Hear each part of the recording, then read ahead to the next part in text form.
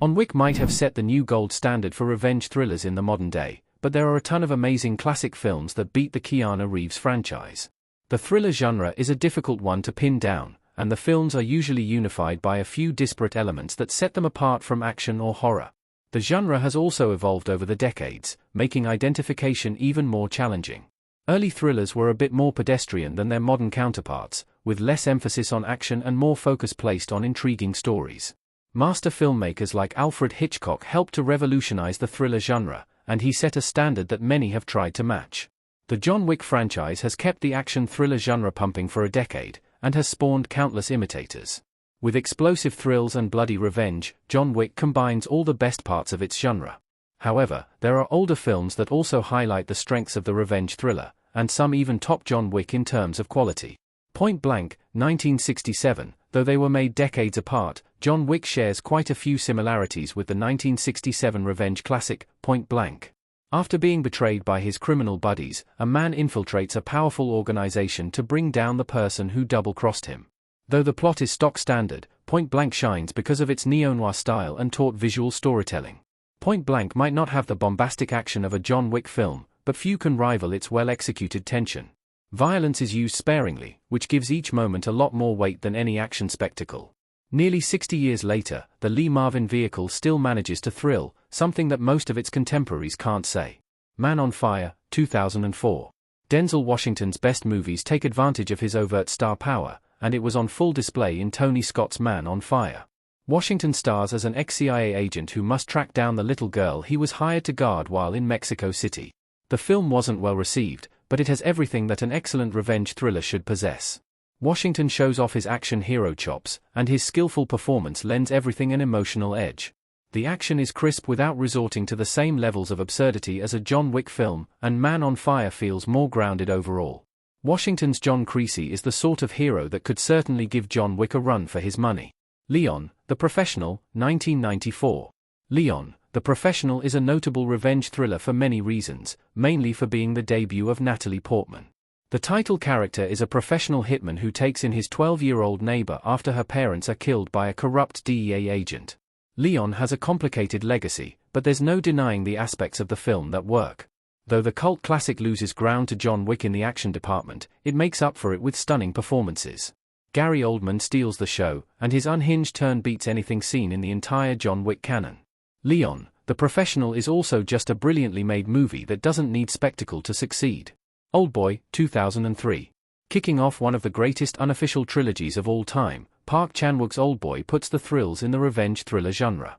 An average man is held captive for years, only to be given an opportunity to seek revenge when he is suddenly released.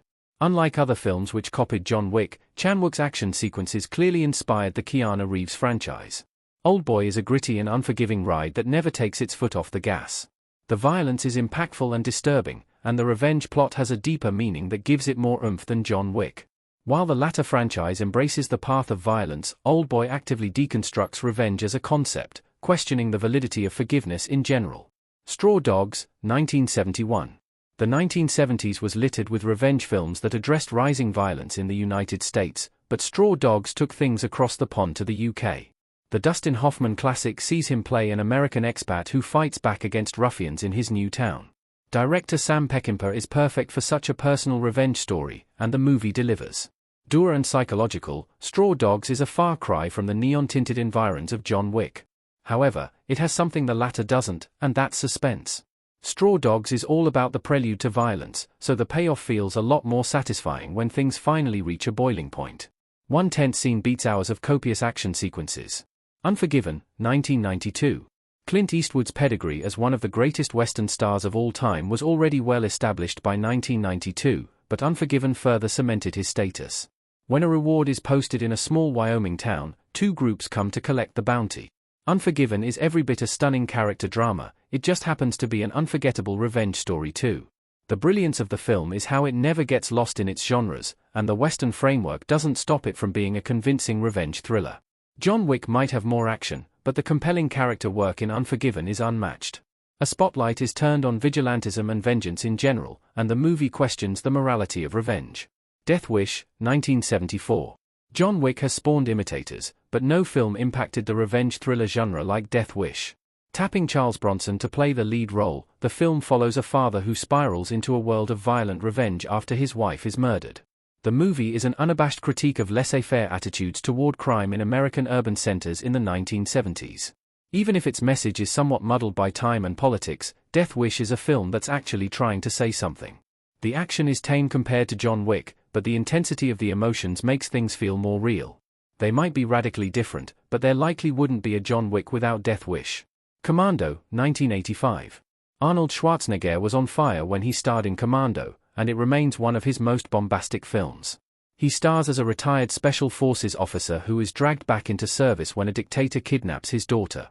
Explosive and gleefully silly, Commando is a revenge thriller action flick that doesn't take itself too seriously. Comparing John Wick to Commando is like comparing their respective eras. The former embraces everything great about 2010 cinema, while the latter is an exaggerated version of 1980s machismo. However, the edge goes to Commando because of Schwarzenegger's undeniable star power and the movie's ability to push every detail to its absolute limit. Payback, 1999. There isn't much variety in the crime revenge thriller genre, and Payback is a pretty standard movie that manages to be entertaining anyway. Mel Gibson stars as a betrayed thief who must infiltrate a shady organization to get revenge. Payback is neo-noir in its execution, but it also feels very much grounded in the cultural zeitgeist of 1999. The box office smash got middling reviews, but has found a niche. Since it came at the end of the 1990s thriller boom, Payback is sometimes overlooked. John Wick and Payback share similarities, but the latter has a more compelling lead character.